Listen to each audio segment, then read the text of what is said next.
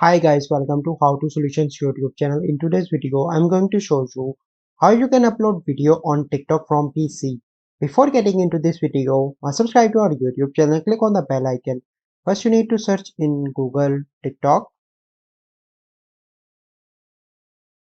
and open first website. Then you need to click on your profile picture on the top right and click on view profile.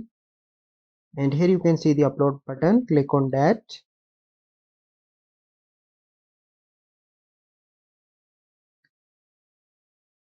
And here you need to click on video.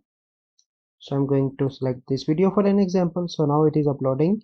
You need to add your caption here, and here you can select the privacy of your video.